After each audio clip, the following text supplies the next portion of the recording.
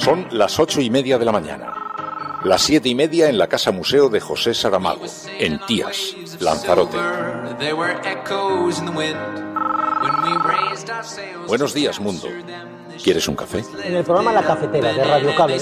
En una entrevista en Radio Cable. Durante 20 minutos en Radio Cable y dice todo lo que van a mañana escuchar. La Cafetera de Radio Cable. Radio Cable, que ha conseguido una auténtica primicia, ha entrevistado esta mañana y ha conseguido situar esa entrevista y lo que le ha dicho en los titulares de todos los digitales.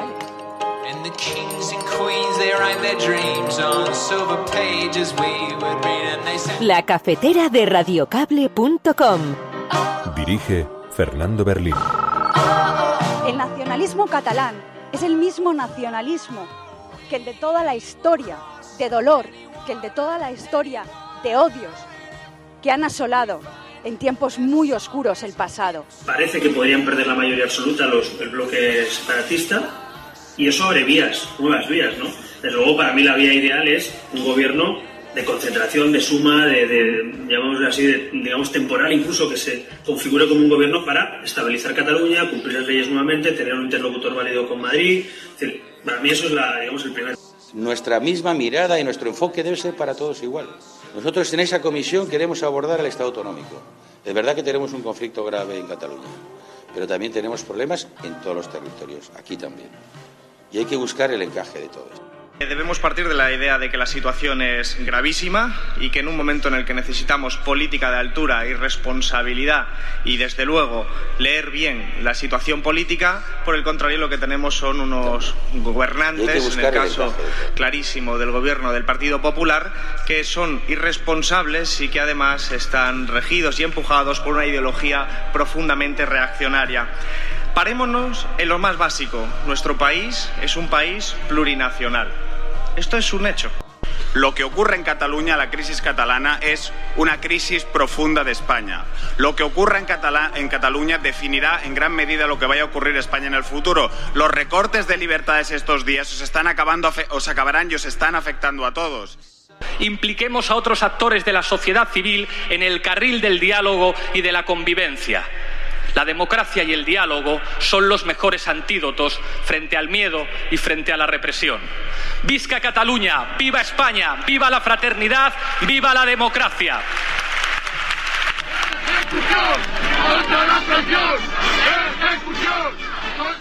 La casualidad ha querido que mañana, esto se está emitiendo un domingo, mañana lunes, hay un referéndum por la autodeterminación del Kurdistán.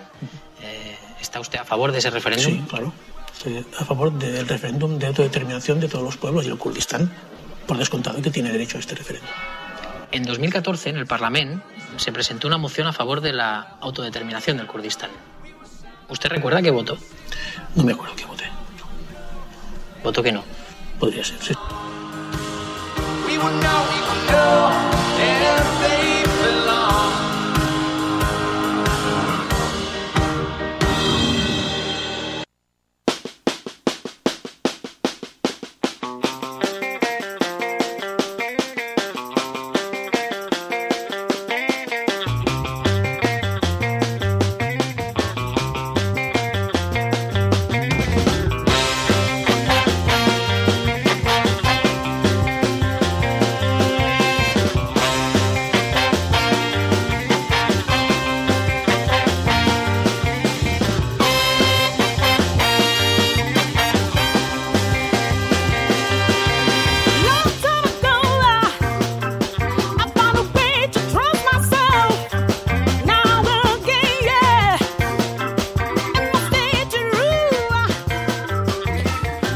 Muy buenos días, amigas y amigos, muy buenos días, bienvenidos a La Cafetera una mañana más, a este espacio que se produce cada día aquí de 8:30 a 10 de la mañana y en el que tratamos de convertir en una gran asamblea los acontecimientos de actualidad y ofrecer alguna explicación a esto que está ocurriendo a nuestro alrededor. Un saludo muy especial a todas aquellas personas que se incorporan en diferido, también a aquellas que lo hacen en directo, que además conforman una suerte de gran asamblea paralela y Queremos dar las gracias especialmente a Tine Viera, Ángel Trianero, Enrique Quesada, Rainer Bandler, nuestro corresponsal alemán de cabecera, que hablaremos con él luego en unos minutos porque, como sabéis, se han celebrado las elecciones en Alemania con un resultado verdaderamente preocupante y le vamos a pedir que nos ofrezca algunas claves que nos ayude a entender exactamente qué es lo que está ocurriendo por allí y que tanto afecta a Europa. Bueno, y vamos a hablar, por supuesto, también de lo que ha tenido lugar este fin de semana, esa gran asamblea de cargos públicos Podemos, que se han reunido en Zaragoza, que sabéis que además ha habido algún incidente con la extrema derecha. Bueno, hablaremos con Irene Montero, también especialmente no tanto ya por el asunto del incidente, sino que tiene sus consecuencias, y debiera tenerlas, desde luego, y tiene una lectura, porque que se haya consentido la ausencia de protección en un lugar en el que estaban reunidos tantísimos altos cargos, tantísimos cargos públicos, es una auténtica vergüenza, es un auténtico escándalo. Si llega a recibir un botellazo Ana Pastor, la presidenta del Congreso de los Diputados, hoy el Ejército estaba interviniendo en Barcelona, en Zaragoza, en Madrid y en Alicante. Bueno, de todo eso hablaremos después con Irene Montero. Mamen Maura, Conchi Díaz, Ángel Trianero, muy buenos días, Tine Viera, Enrique Quesada, buenos días, Enrique. Hoy nos vamos a ver, ¿no? Vamos a tomar algo esta tarde-noche. ¿Tú vas a ir, Emilio? Buenos días, Emilio Silva, María.es. Muy buenos días. Buenos días. ¿Vais a venir? Sí, ¿no? A ver, espera, no había preparado yo unos grillos. Vais a venir y se oye. De verdad, Emilio, por favor, tienes que socializar. A ver, María está de resaca.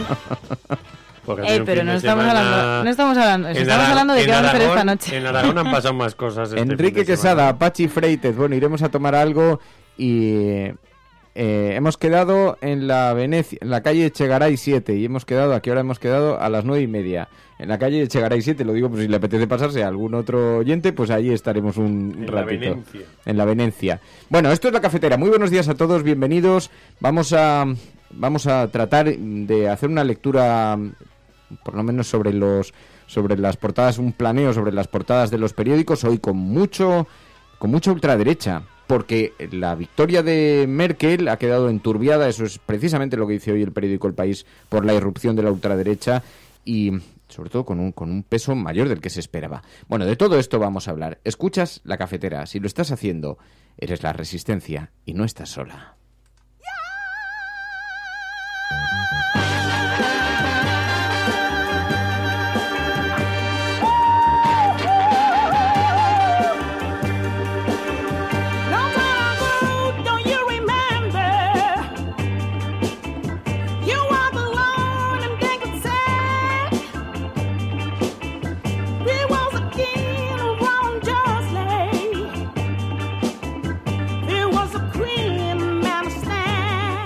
El periódico El País dice: la irrupción de la ultraderecha enturbia la victoria de Merkel. En la imagen de portada, sin embargo, vemos una fotografía de Urkullu. La solución es un referéndum pactado y que sea legal, ante miles de seguidores reunidos en Vitoria y recibido con icurriñas, dice el periódico El País, y alguna estelada. El lehendakari Iñigo Urkullu reclamó ayer diálogo en la crisis de Cataluña y proclamó que la solución pasa por celebrar un referéndum legal.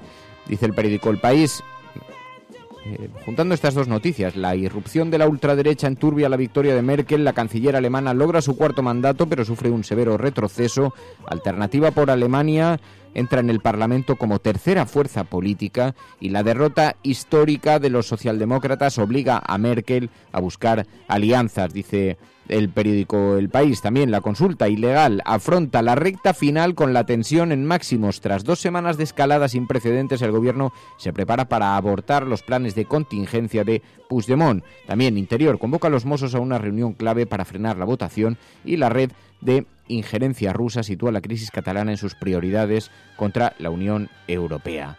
Ni una sola referencia en portada a estos incidentes ayer en Zaragoza, a la ausencia de la policía en Zaragoza y a la agresión que sufrió la presidenta del Parlamento aragonés. En el ABC, Merkel comparece ayer en la sede de la CDU tras conocerse los resultados. Una gran fotografía de un primer plano de Angela Merkel. Amarga victoria de Merkel, dice, retrocede 8 puntos. La ultraderecha accede por primera vez al Parlamento y los socialdemócratas vuelven a la oposición tras su peor resultado, dice el periódico ABC en su portada. El periódico El Mundo, en la portada, Puigdemont puede ser acusado de rebelión si declara la secesión. La Fiscalía se reserva la aplicación de este delito, castigado con hasta 25 años de cárcel, y el Gobierno solo pondría en marcha el artículo 155 si cuenta con el apoyo expreso del PSOE y de Ciudadanos, dice en su portada el periódico El Mundo. Merkel será canciller por cuarta vez y la ultraderecha irrumpe en el Bundestag. Tregua por la misa de la Mercè, dice el presidente del Gobierno, Carles Puigdemont, el delegado del Gobierno, Enric Miló, el inspector general del Ejército de Tierra, Fernando Aznar, y el conseller de Interior, Joaquín Forn, coincidieron ayer en la misa mayor por la patrona de Barcelona.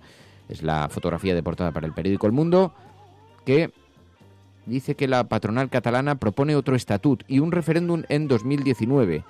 Dice en una entrevista a Joaquín Gay de Montellà, el presidente de Fomento de Trabajo. Bueno, esto en lo que se refiere a las portadas de estos tres principales periódicos, y en La Razón, Puigdemont prepara un 1 de octubre online.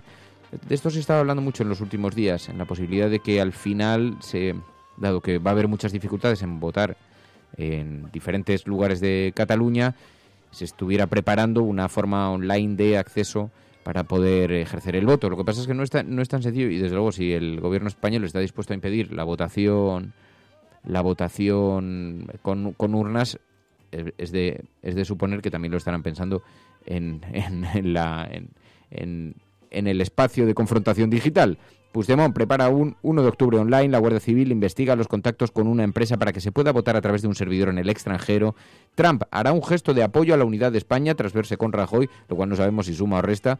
Podemos ha asesorado a la Generalitat para utilizar el mismo sistema que en sus consultas a través de Internet, dice el periódico La Razón. Y también amarga victoria de Merkel, la ultraderecha entra en el Parlamento, dice. Bueno, el caso es que se va acercando la fecha del 1 de octubre y hay una enorme preocupación. Vemos en la prensa internacional sistemáticamente se está refiriendo al asunto como el gran pulso que se vive entre Cataluña y España, y los grandes editoriales de los periódicos internacionales hablan sobre la necesidad de dar un paso atrás, tanto Cataluña como el gobierno español. Y sabéis que tuvo lugar ayer esta reunión en Zaragoza, donde se juntaron diferentes cargos, diferentes representantes de Podemos, y escuchamos, por ejemplo, a Urtasun, y decía, mucha atención, porque los recortes de libertades no están afectando solo a Cataluña, están afectando a todos los ciudadanos españoles. Lo que ocurre en Cataluña, la crisis catalana, es una crisis profunda de España. Lo que ocurra en Cataluña definirá en gran medida lo que vaya a ocurrir en España en el futuro. Los recortes de libertades estos días os acabarán y os están afectando a todos. Y es evidente que las relaciones de poder que existen en estos momentos en España afectan de una manera determinante la capacidad de Cataluña de poder decidir su futuro. Y por eso quiero decir, compañeros y compañeras, un mensaje muy claro. De esta, o salimos juntos o no salimos. Bueno, y además de pronunciarse, Ernest Urtasun, escuchamos también ayer a Pablo Iglesias, la democracia y el diálogo, los únicos antídotos. Impliquemos a otros actores de la sociedad civil en el carril del diálogo y de la convivencia. La democracia y el diálogo son los mejores antídotos frente al miedo y frente a la represión. ¡Visca Cataluña! ¡Viva España! ¡Viva la fraternidad! ¡Viva la democracia!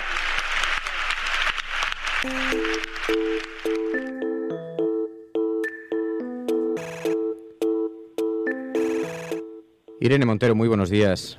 ¿Qué tal? Buenos días, Fernando. Bueno, ayer vimos este gran encuentro. Claro, déjame en primer lugar que despejemos el asunto de los incidentes que se produjeron en el exterior, porque nos provocan verdadero bochorno en términos democráticos que hubiera una ausencia total de protección. ¿Estaba allí? ¿Cómo vivieron esta situación?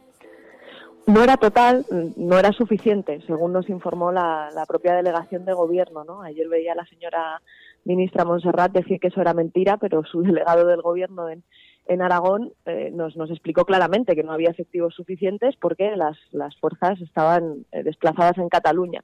Y sí, así fue. Desde primera hora de la mañana, al principio había unos pocos nazis, personas de ultraderecha, que estaban allí, estuvieron todo el día, y el problema no era que estuviesen concentrados, que eso lo puede hacer cualquiera y el derecho de reunión pues es un derecho constitucional, ¿no? El problema es que era gente violenta que llegó a agredir a la presidenta de las Cortes Aragonesas. Me hubiese gustado a mí ver qué hubiese pasado si la presidenta de las Cortes Aragonesas no hubiese sido de Podemos, ¿no? Hoy no está en ninguna portada, no ocupa ningún titular y casi, bueno, parece que fue un ejemplo más de la libertad de expresión del pueblo. Y no, el caso es que se produjo una agresión y que efectivamente pues hubo centenares de cargos públicos que estábamos en esa asamblea, no solamente de Unidas Podemos, sino de todas las fuerzas que estaban allí representadas, también del Partido Nacionalista Vasco, de Esquerra Republicana, que estuvimos un tiempo retenidos contra nuestra voluntad porque no nos podían asegurar la seguridad para salir, porque había un grupo de gente violenta fuera, de gente que no era cualquier gente, eran personas de ultraderecha, eran nazis, que estaban allí fuera y que no estaban dispuestos a dejarnos salir, ¿no? Bueno, el incidente esa parte, se produjo este importante encuentro, diferentes cargos, altos cargos públicos de Podemos. ¿Se cumplieron los objetivos de esta Asamblea para el Diálogo?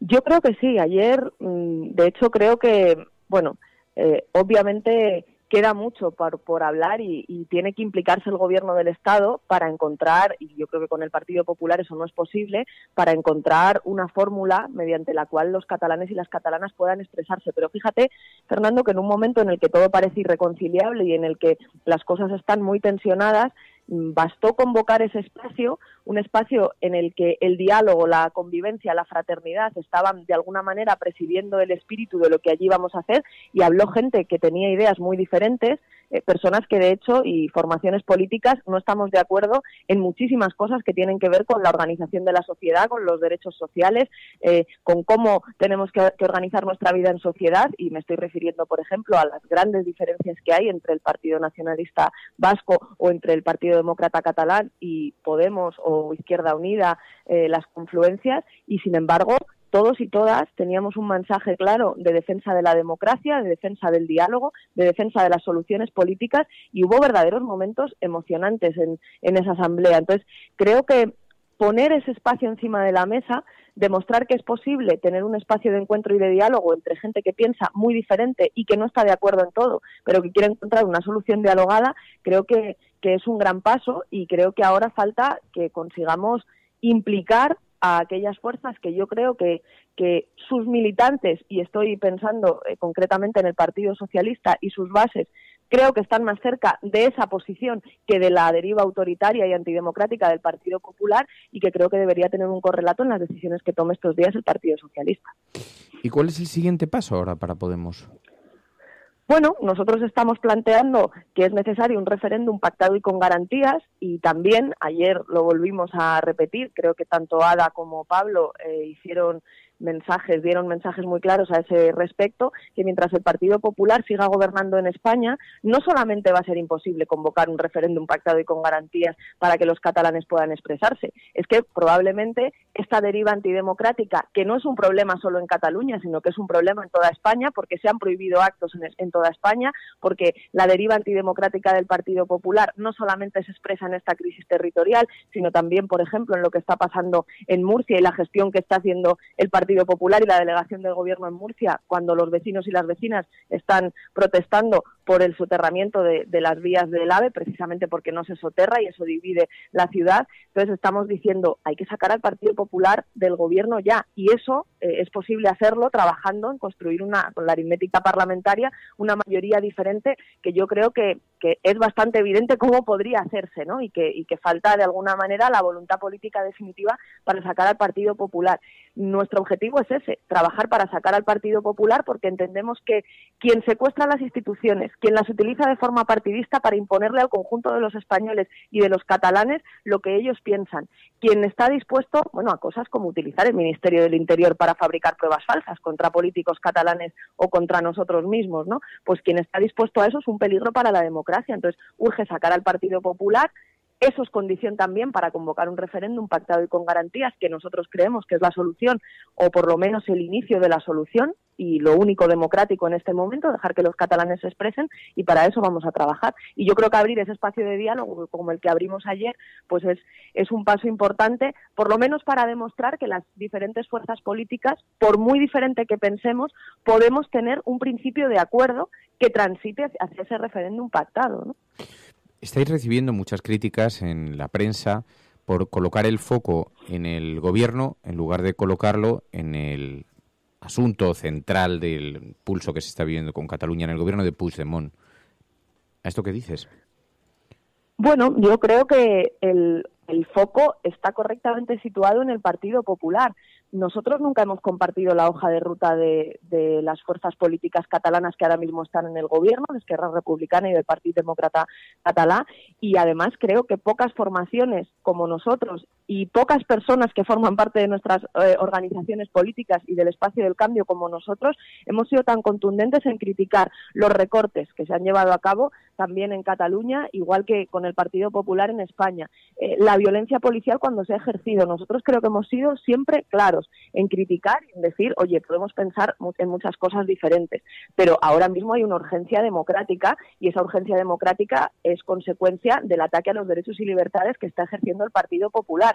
Yo creo que el problema está en intentar poner el foco en una cuestión legalista o jurídica de que existe una convocatoria de un referéndum que no se ajusta al marco jurídico, y creo que el problema real es que el Partido Popular no quiere dejar que los ciudadanos se expresen. Más que nada porque los propios constitucionalistas, las personas que saben de derecho constitucional, saben perfectamente, y así lo expresan, que incluso dentro de nuestro propio marco constitucional es posible pactar una consulta por territorios y, por tanto, una consulta para Cataluña. Esto lo sabe cualquiera que entienda un poco de derecho constitucional, que es posible hacer un referéndum pactado y con garantías. Y más allá de eso, el sentido común indica que en democracia en el siglo XXI, si democracia es el poder del pueblo, cuando el pueblo quiere expresarse, y las propias encuestas indican que hay un 80% de los catalanes que quiere expresarse, pues lo que tienen que hacer los representantes públicos es permitir que la gente se exprese. Entonces, si el sentido común e incluso el derecho acompañan la posibilidad de hacer un referéndum pactado y con garantías, que además es la necesidad democrática que están exigiendo los catalanes, yo creo que es correcto poner el foco en quien lo está impidiendo, y creo que quien lo está impidiendo es el Partido Popular. Lo que pasa es que no estamos todavía en ese escenario, y la semana que tenemos por delante, las 2 próximas semanas son muy inquietantes. Se especula mucho en los ámbitos políticos con que se va a producir un pronunciamiento el día 3 o el poquito después, pero se habla mucho del día 3, una declaración unilateral de independencia. ¿Podemos la apoyaría en el caso de que se produzca? ¿Qué va a hacer Podemos? No, nosotros no compartimos esa hoja de ruta, y nosotros además queremos que Cataluña permanezca como parte del proyecto de este país, eso sí, con un encaje territorial diferente que deben decidir los catalanes. Entonces, si se produce esa declaración unilateral de independencia y Podemos no la apoya, Podemos... No compartiremos. Podemos Perdona. le permitiría al gobierno, porque claro, tiene que haber una reacción a una declaración unilateral de independencia, ¿o no? No compartiremos esa hoja de ruta y reaccionaremos, igual que hemos ido reaccionando pues a todas las cosas que están ocurriendo. Pero insisto en que creo yo que el foco principal del asunto es que los catalanes y las catalanas tienen que poder expresarse. Nosotros creemos que el día 1 de octubre se va a producir una movilización ciudadana importante que además ya no solo está implicando a la gente que puede querer votar sí o votar no en una consulta, sino que va a implicar a mucha gente que está sintiendo que hay una intención del gobierno de humillar a los catalanes y a las catalanas y que quieren defender sus derechos democráticos, y que al defender los derechos y las libertades fundamentales en una movilización no están defendiendo los derechos solo de los catalanes, sino los derechos del conjunto de los españoles y de las españolas, porque la ofensiva antidemocrática del Partido Popular no es un problema de Cataluña, es un problema de España, y se ve en el conjunto de España. Entonces, a partir de ahí, yo creo que lo sensato es trabajar para que haya un referéndum pactado y con garantías, para que los catalanes puedan expresarse. La hoja de ruta del Govern de la Generalitat, nosotros no solamente no la compartiremos en ese escenario que me planteas, es que no la hemos compartido nunca. Ahora, creo que hay una cuestión de nivel superior que tiene que ver con la ofensiva que hay hacia los derechos y libertades fundamentales del conjunto de los españoles. Y ahí yo creo que nosotros pues hacemos bien en plantear pues bueno, que es necesario que haya un conocimiento ciudadano de cuáles son los derechos de los ciudadanos y que los puedan ejercer, y que frente a la ofensiva antidemocrática del Partido Popular hay una urgencia de las personas que creemos en el diálogo, en la fraternidad, en las soluciones democráticas, en las soluciones políticas a los problemas políticos, que tenemos que juntarnos y que conseguir que eso sea lo que se imponga en las decisiones políticas, porque creo que hay más ciudadanos españoles y más ciudadanos catalanes que quieren solución política y que quieren que los catalanes y las catalanas se expresen, y en función de eso los responsables políticos tomemos decisiones, ¿no?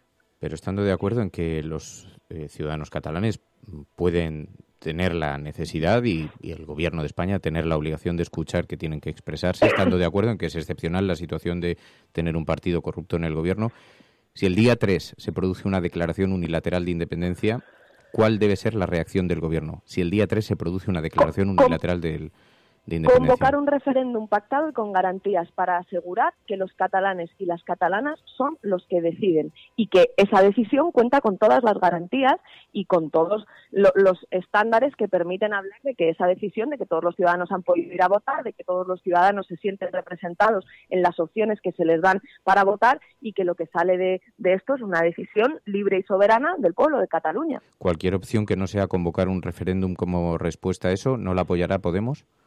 Bueno, que nos digan cuál es la solución. De momento, Fernando, llevamos meses y meses y meses, diría que años, planteando esta propuesta, y todo el mundo dice que esta no es la solución, pero nadie ofrece otra solución que no sea mandar a guardias civiles, que a lo mejor es la primera vez que están en Cataluña, o intentar hacer una ofensiva judicial y no política. Esto es lo que está ocurriendo en este momento. Yo creo que esa es la solución, permitir que los ciudadanos se expresen. Cuando en democracia hay un problema político, creo que la solución es más democracia y, sobre todo, darle la voz directamente a la ciudadanía. Cuando los políticos, que somos representantes de esa ciudadanía, no estamos siendo capaces de encontrar una solución, creo que los ciudadanos tienen su derecho a expresarse directamente. Si hay otra solución que es mágica y que de momento no ha aparecido, pues oye, yo querría escucharla y estudiarla. Pero lo cierto es que ahora nadie reconoce, digamos, desde el Gobierno de España, nadie reconoce que esta sea la solución, pero es evidente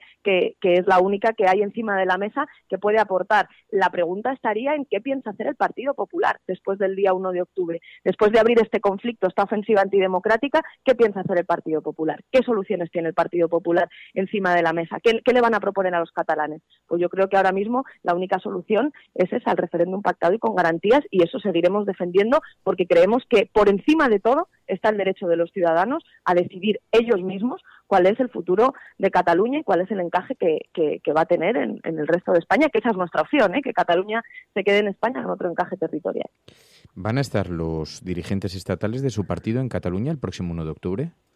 Bueno, nosotros tenemos una organización hermana que es Cataluña en Comú. Ellos estarán allí. Nosotros veremos desde dónde podemos seguir mejor toda la jornada y, por supuesto, estaremos muy atentos, pero nos sentimos perfectamente representados en Cataluña a través de Cataluña en Comú, que es nuestra fuerza hermana. Pues Irene Montero, muchísimas gracias por atender esta llamada. Muy buenos días. Gracias a ti, Fernando. Adiós. Buenos días. Hola, Resistencia.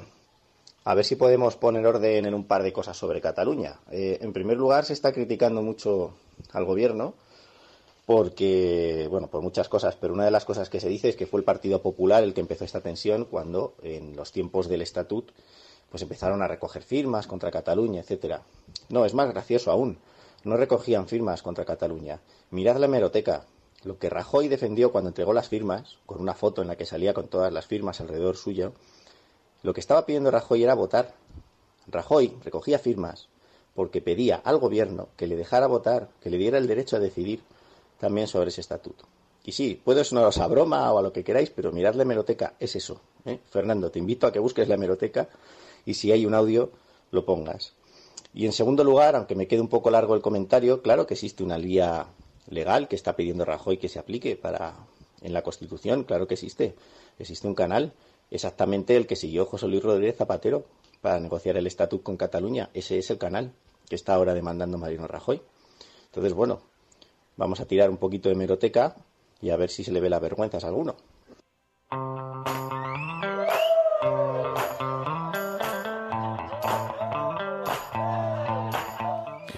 Rafa Guantini, en efecto, hablabas de hemeroteca. Ayer la hemeroteca le jugó una muy mala pasada a Puigdemont. Estaba en esa entrevista, ya a estas alturas conocéis todos lo que ha ocurrido, pero bueno, puede que haya gente todavía que está en el exterior que no sepa que ayer Puigdemont concedió una entrevista, en realidad se había grabado un día antes, concedió una entrevista a Jordi Évole.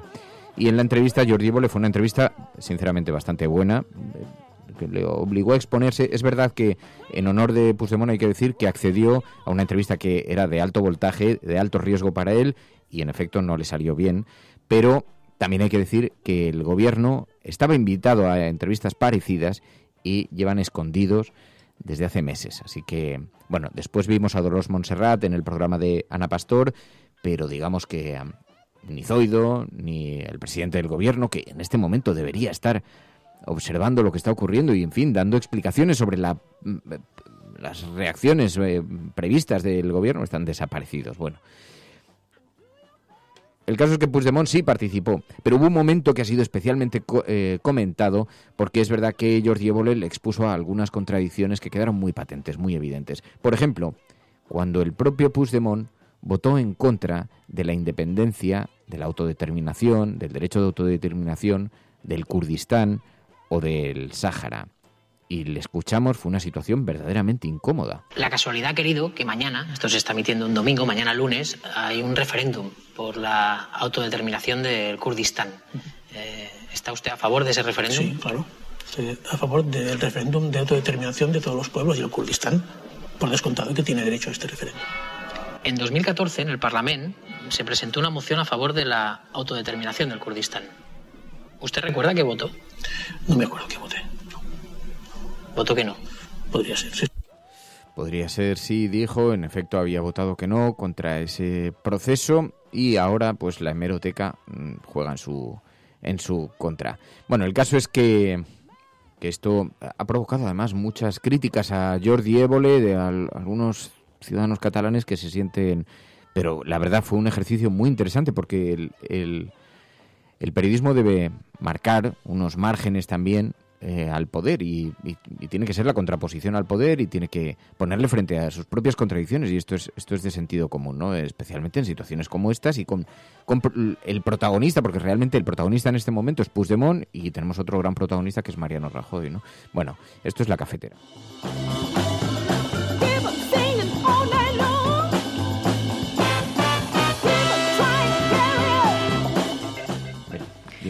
Bueno, la labor del periodista es sacar la hemeroteca y más que nada porque es algo que nos hace reflexionar, como ha dicho Rafa Guantini, y ver un poco quién es el personaje, quién es el partido, uno de los partidos, ¿no?, que forma Junts pel Sí y que está llevando a Cataluña a ese destino, ¿no?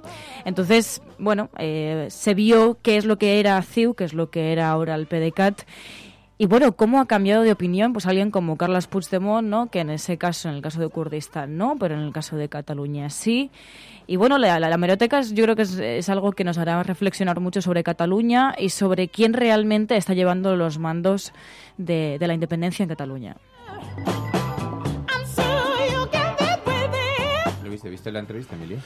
Yo no, la seguí a través de Twitter, sobre todo, y viví ese revuelo que se montó cuando hizo esa pregunta. Quizá eso alimenta esa teoría o esa explicación que hizo en parte Carlos Jiménez Villarejo aquí la semana pasada, ¿no? De cómo esto, para ciertos sectores del nacionalismo conservador catalán, ha sido un gran revuelo de tinta de calamar, ¿no? Una huida hacia adelante ante situaciones de corrupción en las que, bueno, pues se estaban viendo rodeados desde que empezó con el 3% hace bastantes años hasta todo lo que hemos sabido del Palau o de la familia Puyol, ¿no? Es que, claro, este pulso tiene compañeros de cama muy singulares, ¿no? Porque encontrarse a la CUP de la mano de los convergentes, que los convergentes no hay que olvidar que históricamente estaban alineados con las grandes oligarquías, con la burguesía catalana, y verles de la mano de grupos que son claramente anticapitalistas y que además indiscutiblemente anticapitalistas, y verles en un proyecto común es verdaderamente singular, lo cual nos dice también la singularidad de este momento, ¿no? Y eso en fin, para bien o para mal, es una de las características de lo que estamos viviendo, ¿no? Pero en todo caso está tan enconada la cosa, a mí me preocupaba ver las reacciones que, no solamente por algunas de las imágenes que hemos estado viendo estos días, lo que ocurrió ayer con la extrema derecha en Zaragoza indica algo. Llevamos unos días viéndolo también en las calles de Barcelona, hemos visto grupos de extrema derecha y las imágenes que circulan por internet son auténticamente vergonzosas, pero hemos visto caras similares y hemos visto iluminados similares en la otra orilla también, en el otro espacio político. Los hemos visto delante, hemos visto algunos personajes que los ves cuando hay en las imágenes. Ha habido incidentes a lo largo del fin de semana en Barcelona, por las calles, por la noche, y esto es muy preocupante, ¿no? Cuando a la palabra le suceden los brutos de las organizaciones, ¿no? Y a partir de ahí se acaba el debate. Alguien me decía el otro día, porque escribió un artículo Juan Carlos Monedero criticando las ambigüedades, las equidistancias. Y entonces alguien me lo envió y me dijo, Fernando, cuidado con las equidistancias, porque no es tiempo de equidistancias. Y fíjate, yo creo que más bien estamos en el escenario contrario.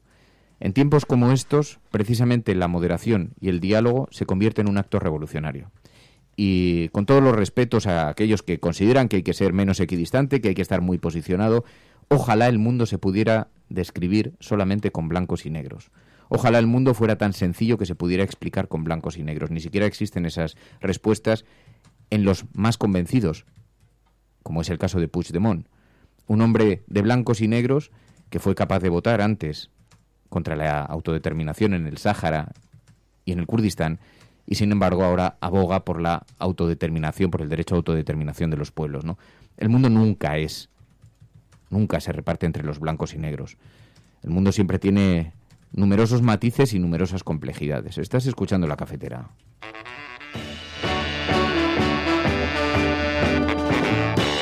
Entre otras cosas ya porque yo ya tengo unos cuantos años, no muchos, unos poquitos más que María.es, pero unos poquitos menos que Emilio Silva, como para saber que uno debe librar sus propias batallas, no las batallas de otros. Entonces, yo entiendo que siempre hay muchas presiones, pero siempre hay gente que se te acerca y te dice, oye, ¿por qué no estás librando mi batalla? Y esto lo cuento, yo lo voy a contar además sin muchas reservas. Cuando yo llegué a la cadena SER hace 20 años ya, una cosa así, había una guerra encarnizada contra Telefónica, encarnizada. Y yo recuerdo que era muy fácil subirse, más yo que me dedicaba a hablar de noticias de internet, Telefónica cometía, entonces era alineado con el gobierno, era una cosa bestial, y la cadena SER tenía un enfrentamiento brutal, y entonces era muy fácil sentarse en antena porque había un abuso por la posición dominante y por aquellas prácticas que estaba empleando esa Telefónica próxima al gobierno de José María Aznar, ¿os acordáis? Villalonga, toda aquella época, ¿no? Era muy fácil subirse a aquello. Bueno, recuerdo que un día me llamaron y me dijeron, oye, Fernando, estás un poco hostil contra Telefónica. Digo, pero no era el enemigo. Dice, no, se ha firmado la paz digital. Y dije yo, pero ¿quiénes son los nuestros? O sea, yo como esto cómo funciona, ¿no? Y entonces uno debe aprender a elegir las banderas que lleva. Porque si no corre el riesgo de que cuando los generales firman la paz, se queda uno con la bandera gritando. Y mucho cuidado porque es muy posible, y sería nada extraordinario, que Puigdemont, en la búsqueda de una cierta negociación de la impunidad, termine firmando alguna suerte de acuerdo. Y estas cosas se ven. Y aunque hay momentos en los que parece imposible pensarlo, parece imposible verlo, hay momentos en los que uno se da cuenta de que estas cosas ocurren.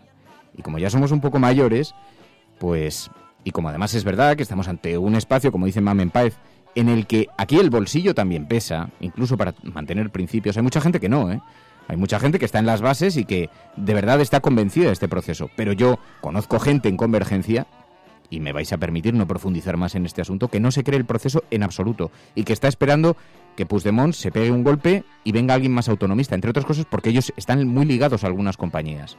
Así que estos procesos nunca son tan sencillos como aparentan, ni siquiera en momentos tan enconadísimos como el que nos encontramos, ¿no? En fin, rumorología en todo caso, los datos los dábamos antes, rumorología de los callejones oscuros de la corte madrileña.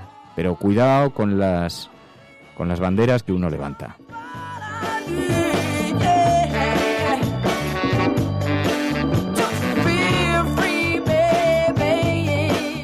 ¿Pero estabas diciendo que los millennials se precipitan? ¿O? En absoluto, en absoluto. Si hay alguien que tiene claras las cosas son los millennials.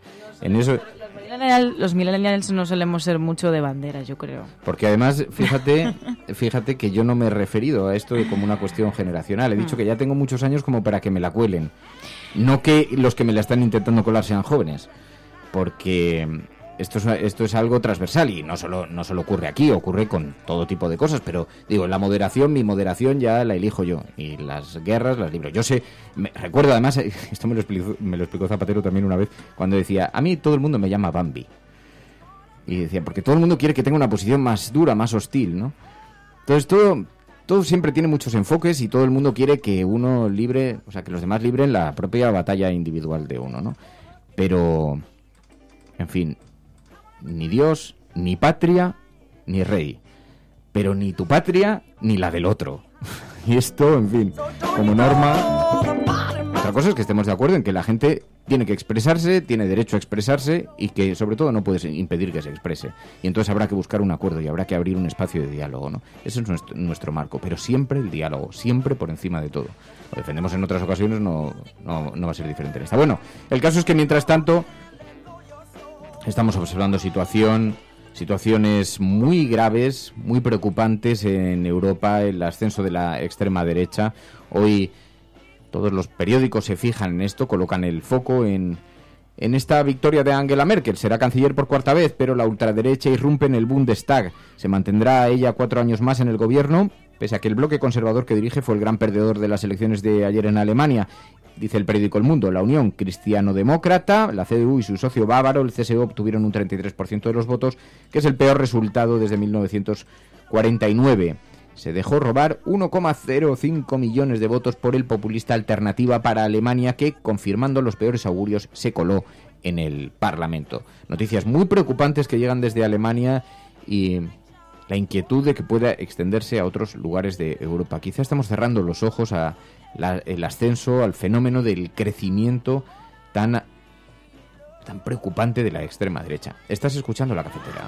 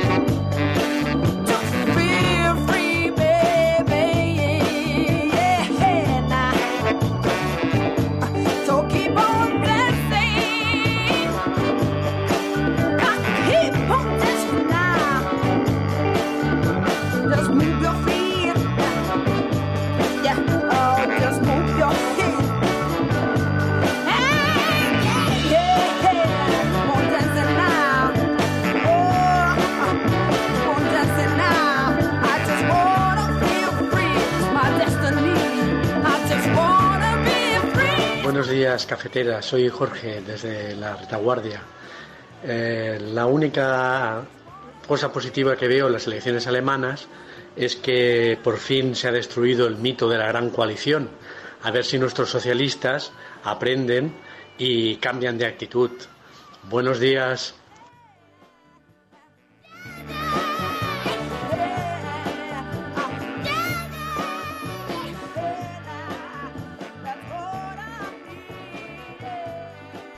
Hola, cafetera. Veo una deriva como si se estuviese separando otra vez de la Pangea. La verdad es que es preocupante la deriva nacionalista extremista que está tomando este continente.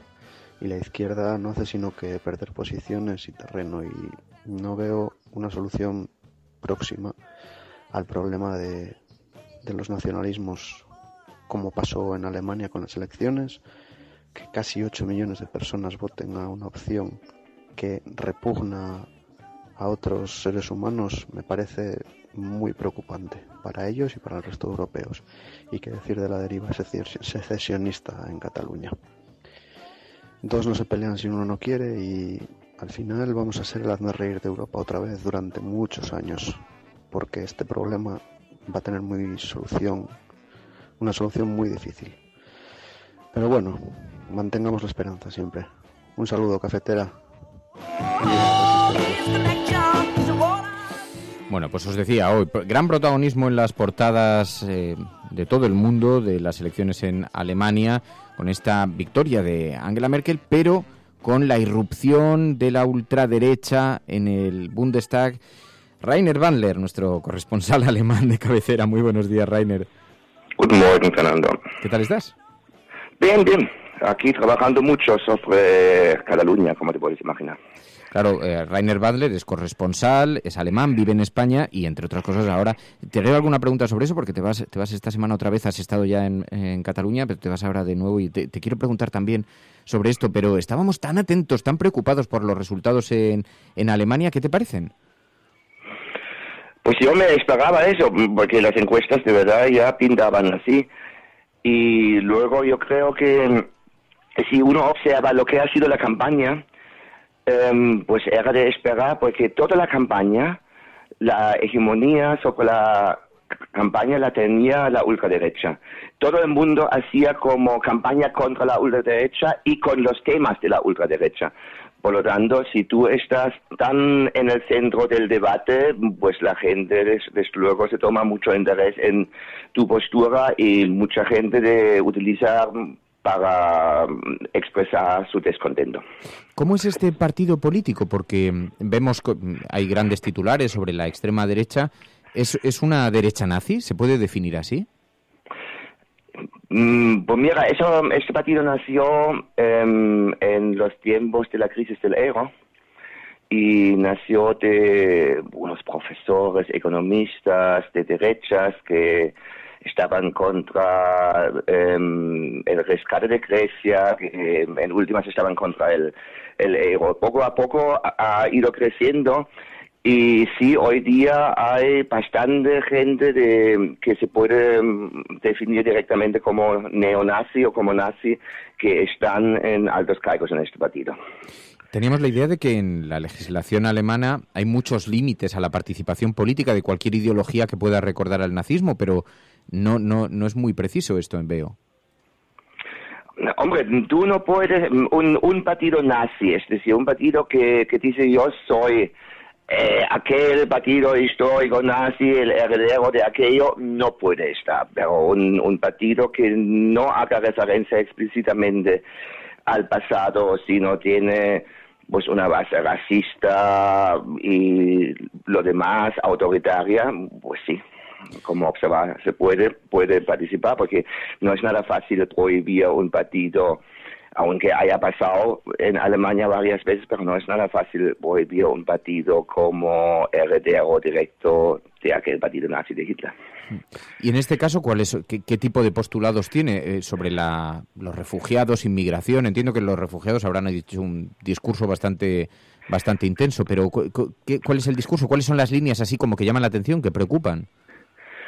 Pues es lo clásico que también podemos encontrar en Francia con Le Pen o en Holanda con Wilders, es la política, digamos, o los postulados que han utilizado en las elecciones para conseguir voto ha sido siempre lo mismo, que los refugiados sí se favorecen de un montón de ayudas sociales, mientras para la propia gente no hay, y lo demás, que llegaron al extremo de decir que Angela Merkel, la canciller, es una traidora al pueblo alemán. Y con postulados así iban en la campaña y les ha ido bien. ¿Y cuál es la razón de este salto electoral? Ayer me hablabas de un concepto filosófico, el ego alemán. Pues mira, yo creo que en Alemania en los últimos años hemos observado una política, y aquí lo hemos comentado muchas veces desde España, porque hemos sido directamente víctimas de esta política con la austeridad, el famoso austericidio, que en Alemania, en todos estos años de la crisis del euro, nunca había una crítica hacia la política desequilibrada de exportación, importación, de la banca alemana que estaba implicada en toda la banca española y griega que se ha derrumbado. De eso no se hablaba. Se hablaba siempre que los griegos, los españoles, no dan la talla, son unos vagos, han derrochado el dinero y lo demás. Y eso era, de alguna manera, esta falta de una visión más crítica de lo que está haciendo el propio país, pues lleva luego a estos extremos, para mi gusto. Ahora va a obligar a Angela Merkel a buscar nuevos acuerdos, además los resultados, ¿no?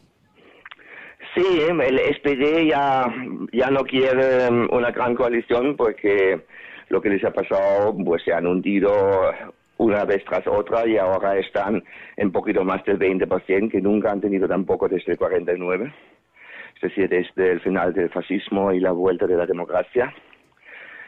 Y pues queda solo otra opción, que es lo que en Alemania han bautizado Jamaica, por los colores, el negro para el CDU, el verde para los verdes y el amarillo para los liberales del FDP.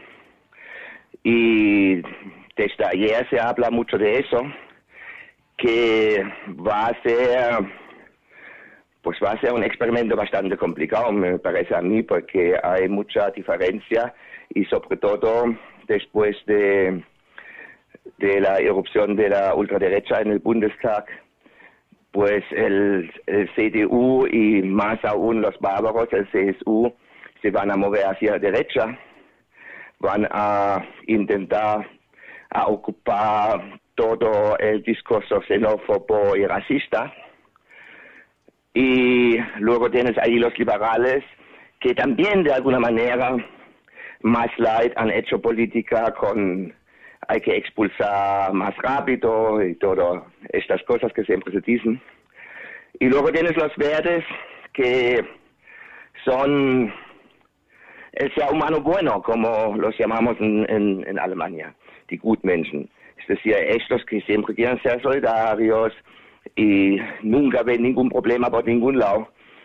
Y meter todo esto en un saco y hacer una coalición me parece bastante complicado. Bueno, vamos a ver luego después qué consecuencias tiene para Europa, para las relaciones con el resto de los países, con los países del sur, con España. En fin, todo eso se irá despejando, pero claro, también pues allí yo te digo, yo no veo gran diferencia. Los liberales son un partido bastante, con una falta total de sensibilidad social. El CDU ha mostrado con la política de Schäuble, la política de Ero, dónde están. Está bastante igual lo que pasa en Grecia, lo que pasa en Portugal, lo que pasa aquí en España. Y están los verdes, que tampoco se han preocupado demasiado de estos temas. Se preocupan más de una Europa ecologista, una Europa más limpia, más de energías renovables y estas cosas. Al final, lo otro también lo tienen y lo han mirado con más detalle que el CDU, pero tampoco es un partido que destaque por su programa social. Y, Rainer, claro, hay quien cree ver que hay muchos paralelismos con la historia de Europa, con lo que ocurrió, con los inicios de aquella historia, que también la extrema derecha se fue introduciendo sutilmente hasta que tomó todos los resortes de poder. ¿Estamos viviendo los años 30 tras una crisis? Yo no. Comparar aquello con hoy día, yo creo que no es muy comparable. Porque pues mira, ni los movimientos de izquierdas como puede ser Tsipras o aquí en España Podemos, ni la derecha como puede ser Le Pen o ahora la ultraderecha esta alemana, no tienen nada que ver con los grandes movimientos de masas que había en los años 30. No. Bueno, Rainer Badler, que como digo es corresponsal alemán, vive en España, trabaja en España y sigue mucho los acontecimientos españoles, como es natural. Ahora te vas a Cataluña, ¿no? Sí, me voy el sábado, me voy otra vez a ver qué pasa. A ver si me dejan votar. ¿Qué te parece a ti todo esto que está ocurriendo? ¿Cómo lo observas? Pues yo creo que este choque de trenes se hubiera podido evitar tan fácilmente como pactar una votación. Y quien dice que no es posible, no es verdad. Se ha podido cambiar aquí en una noche de verano el 135, como no vamos a poder encontrar alguna solución para dejarles votar a los catalanes y evitar todo esto que estamos viendo. ¿Y qué crees que va a ocurrir la próxima semana? Porque, claro, se habla de todo. Una votación fallida, pero una declaración unilateral de independencia. Primero, lo que más me preocupa de momento es cómo llegar al día 1. Porque la espiral de la represión de intervenir a Cataluña sin decirlo abiertamente, es decir, sin aplicar el 155, sin aplicar los mecanismos previstos, sino por la puerta de atrás, es tan brutal lo que estamos viendo que todos los días te levantas con otra barbaridad. Y por lo tanto, de aquí al 1 puede haber de todo. Pero auténticamente de todo. Yo ni excluyo que se lleven a Puigdemont preso. Yo ya no excluyo nada. No, desde luego. Bueno, lo vamos a ir viendo. A ver si tenemos la oportunidad de vernos por allí. Yo creo que igual algún día nos terminaremos acercando. Rainer Bandler, de verdad, muchísimas gracias. Un abrazo muy fuerte, cuídate. Un abrazo, hasta luego. Bueno, estás escuchando La Cafetera.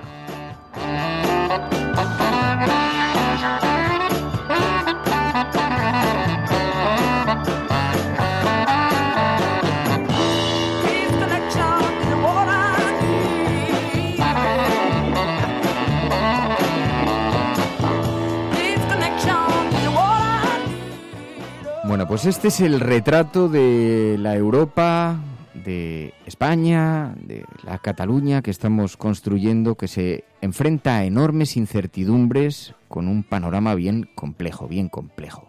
Bueno, sabéis que los lunes además vamos a hablar de ciencia, vamos a hablar con Ainhoa Goñé dentro de un ratito, pero bueno, este fin de semana, como decíamos, se ha celebrado ese gran encuentro de cargos de Podemos y eso ha dado para algunas declaraciones que son interesantes. Escuchábamos a Alberto Garzón. Tenemos gobernantes irresponsables, decía Alberto Garzón, Izquierda Unida.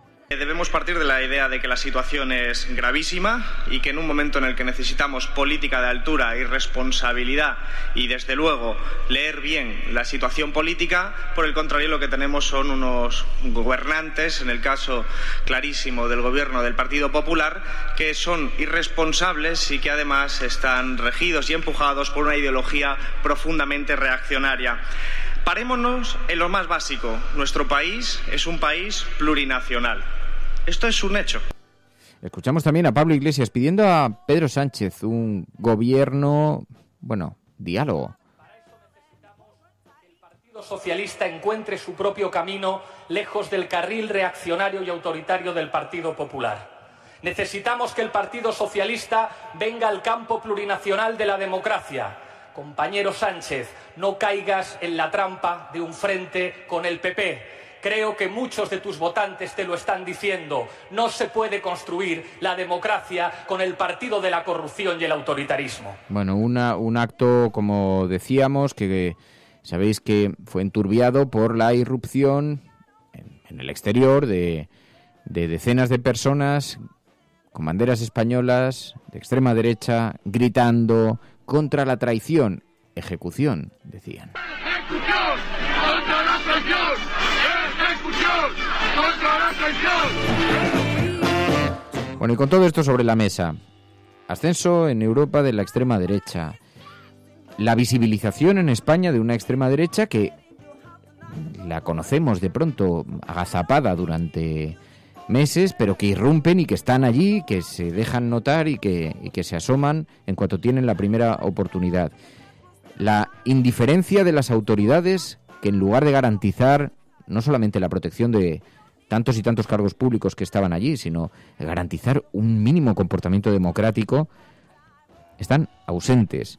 En fin, bueno, pues con todo esto sobre la mesa abro los micrófonos, Emilio, María, porque la situación, desde luego, no es en absoluto nada tranquilizadora, ¿no?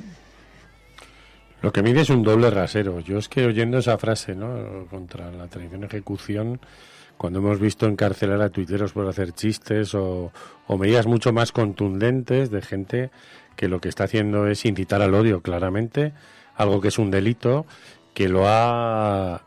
no solo es un discurso, sino que llega a ser un curso en el momento en que la presidenta de las Cortes Aragonesas es agredida con un botellazo, pues lo que nos da es la medida del doble rasero, con que el Estado protege a unos y protege a otros. Y de nuevo vemos cómo el Partido Popular, digamos, que pone a su servicio las herramientas que tiene para garantizar la seguridad. Como decías antes, si esto hubiera ocurrido en un Parlamento gobernado por el Partido Popular, en una reunión de cargos del Partido Popular, pues veríamos todas las portadas llenas del secuestro de los altos cargos del Partido Popular y de la criminalización de quienes cometieron esos hechos, ¿no? Pero vemos como para unas cosas hay hipersensibilidad y para otras pues basta con tapar a Piolín con una lona, ¿no?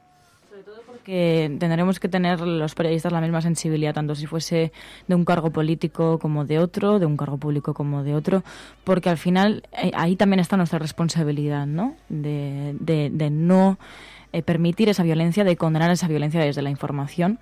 Pero bueno, luego comentabais también el caso de Alemania, yéndome allí, me ha parecido muy buena la reflexión de este oyente que decía, ¿no?, que también una de las reflexiones que tenemos que tener de los resultados en las elecciones alemanas es la reflexión de que sí ha funcionado la gran coalición, ¿no?, que la gran coalición se tomaba como un modelo a seguir en Europa. Por ejemplo, aquí en España también resonó bastante, ¿no?, una coalición entre el Partido Popular y el Partido Socialista, que es algo similar a lo que pasó en Alemania, y vemos como los socialdemócratas han caído. ¿Qué está pasando? ¿Por qué la socialdemocracia está cayendo en Europa y también a la vez están creciendo pues la ultraderecha, ¿no?, en algunos países? Esa es una reflexión que tendríamos que hacer, porque a lo mejor la socialdemocracia ha perdido esos valores por los que la gente les votaba, ¿no? ¿Por qué Pedro Sánchez está aludiendo ahora a que es de izquierdas y quiere intentar confirmar que él es de izquierdas, que quiere ser ese PSOE que antes ganaba elecciones? Bueno, para eso igual tienen que acercarse también a la izquierda y no tanto al Partido Popular, y en el caso de Cataluña lo estamos viendo. Porque además, en el caso de Alemania, la gran coalición lo que demuestra es que los partidos socialdemócratas siempre han preferido inclinarse, escorarse hacia la derecha que arriesgarse hacia la izquierda, lo cual los coloca en una situación, a ojos de los ciudadanos, verdaderamente mala. ¿Qué es lo que ocurre? Que quien crece allí es la extrema derecha y los que son finalmente desplazados son los socialdemócratas. Y esto, que lo hemos visto porque en los resultados electorales en España también podemos atribuir a la caída, eso pasó con el Partido Socialista, después en la etapa Rubalcaba, después de la etapa Rubalcaba, en las primeras de Pedro Sánchez, en las segundas de Pedro Sánchez. Es decir, los resultados sistemáticamente han ido siendo peores. Pero, sin embargo, no escucharás ninguna explicación que lo atribuyan a las inclinaciones, a las aproximaciones, a los acercamientos hacia la derecha, hacia el liberalismo, sino que lo atribuyen a otras causas. Las crisis económicas, la irrupción de nuevos partidos políticos. Claro, irrumpen nuevos partidos políticos a la izquierda porque tú desapareces de ese espacio. Y la gran lección no solamente es en términos electorales, es decir, a los socialdemócratas alemanes no es que les haya perjudicado solamente, es que ha crecido la extrema derecha.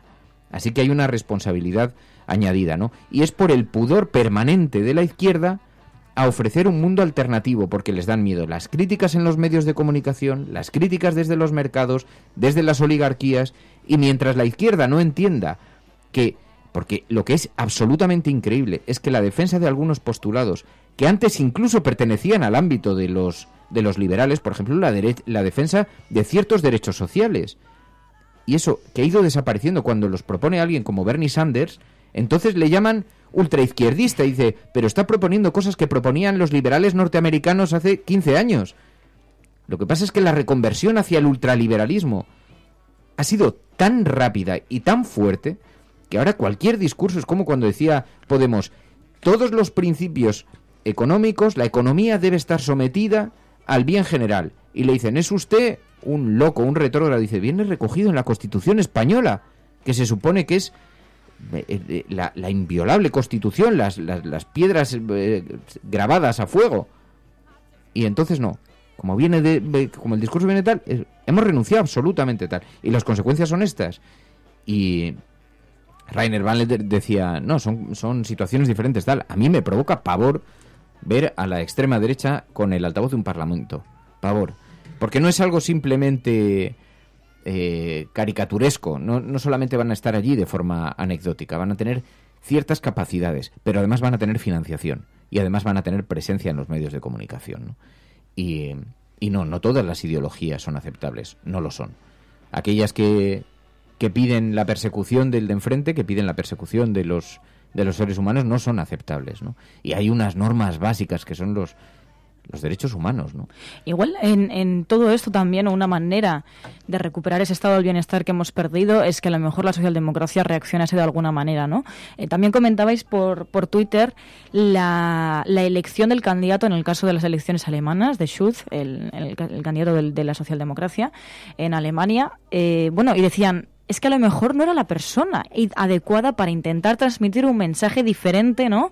Para intentar llegar a la gente. Y eso me recordaba, salvando mucho las distancias, seguramente distancias ideológicas con Hillary Clinton, ¿no? ¿Por qué salió Donald Trump? Bueno, pues entre muchos factores también fue por no saber, no conocer el diagnóstico, ¿no? Porque de hecho el otro día lo comentábamos y decíamos, el diagnóstico que hizo Donald Trump, el diagnóstico fue bueno, porque supo intentar llegar a través de unos mensajes que se han demostrado falsos, pero bueno, a través de unos mensajes de protección a la ciudadanía que la parte de la ciudadanía no había tenido por parte de otros dirigentes, ¿no? Entonces, igual también es que la socialdemocracia tendría que haber hecho un mensaje muy claro para decirle a la ciudadanía, nosotros vamos a intentar recuperar ese estado del bienestar, vamos a pensar antes en vosotros que en los mercados.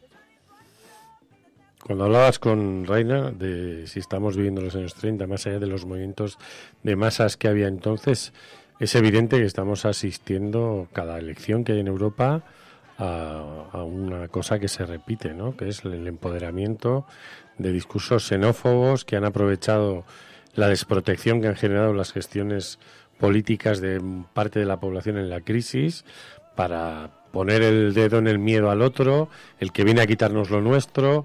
Todo eso tiene que ver con esas políticas restrictivas y realmente es preocupante, ¿no? Hay una cierta estupidez en el votante de extrema derecha cuando cree que tienen respuestas y soluciones para los problemas de la crisis, los problemas de tal. La extrema derecha y los liberales no han provocado más que problemas a los ciudadanos de las bases. Y esto, el que no lo entienda, quien no entienda que la gran crisis económica no se produce derivada de que un señor llamado Zapatero en España niegue la crisis, está negando algo que está sucediendo, y que está sucediendo precisamente por las concesiones que se han hecho y la desprotección que han ido sufriendo sistemáticamente los ciudadanos.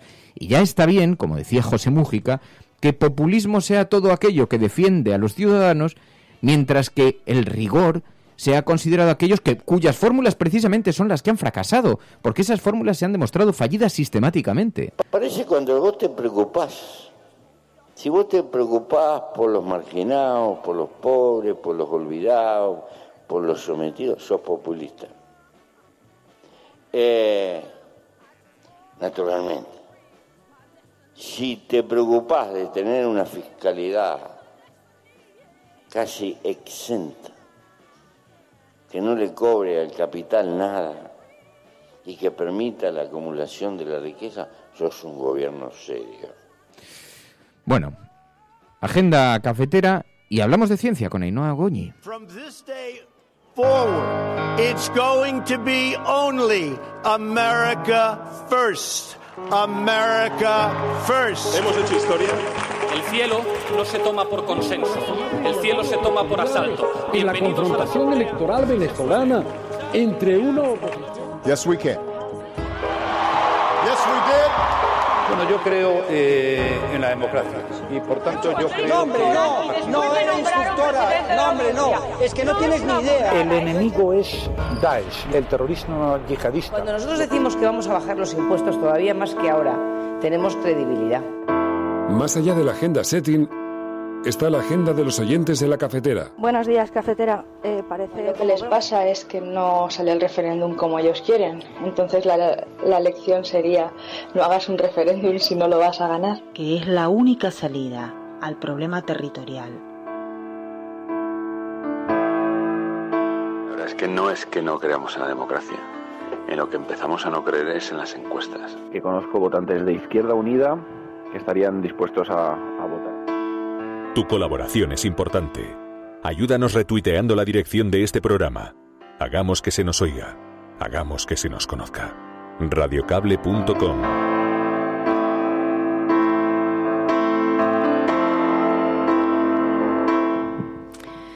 Bueno, pues empezamos la agenda de la cafetera con una portada que nos envía Letra Escarlata, y es una noticia que nos enviaba precisamente también con el tuit de Ana Ibernal, que decía: detenido por golpear a su expareja hasta dejarla inconsciente y violarla en plena calle, tenía orden de alejamiento. Esta información ocurrió este fin de semana. La policía local de Almería detuvo pasadas las 7 de la mañana de este jueves pasado, a Manuel PC, un vecino de Pozuelo de Alarcón, Madrid, de 42 años, después de que en plena calle de la capital, dejara inconsciente a puñetazos y a continuación agrediera sexualmente a su expareja. Los agentes comprobaron que el sujeto, además de que fue detenido y conducido a la comisaría, tiene una orden de alejamiento hacia su expareja. Y nos vamos hasta algo que de hecho Alicia Marea quería hacer bastante hincapié, y es que PP y Ciudadanos bloquean hasta 19 veces en un año la renta mínima propuesta por Comisiones Obreras y UGT. Esta información que nos enviaba es de Público.es y dice que el Pleno del Congreso vota este jueves una enmienda a la totalidad presentada por los conservadores ante la ILP elaborada por los sindicatos. Este es el último intento, dicen, del partido en el Gobierno y Ciudadanos de frenar una iniciativa destinada a los parados sin ingresos que está avalada por 710.000 firmas. Y nos vamos hasta Salamanca, porque Rafael Grande y Nacho Antón nos enviaban la información de que la Universidad de Salamanca inaugura la Cátedra de Estudios Interdisciplinares en Tauromaquia. El aula Miguel de Unamuno del edificio histórico de la Universidad de Salamanca acogerá este lunes 25 de septiembre a las 7 de la tarde el acto de apertura e inauguración de la Cátedra de Estudios Interdisciplinarios, como decimos, en Tauromaquia, que han puesto en marcha la Fundación General de la Universidad y la Junta de Castilla y León. La consejera de Cultura y Turismo de la Junta de Castilla y León, Josefa García Cirac, y el director de la Fundación General de la Universidad de Salamanca presidirán el acto académico de presentación de esta cátedra, al que seguirá una mesa redonda que precisamente está bajo el título Universidad y Tauromaquia, un reto para el siglo XXI. Y en este mismo siglo XXI se inician los trámites para la exhumación de la fosa de Blas Infante. Ángel Trianero nos enviaba esta información de Público.es, que dice que el Ayuntamiento de Sevilla ha sacado a licitación la intervención arqueológica de una de las fosas más grandes del país.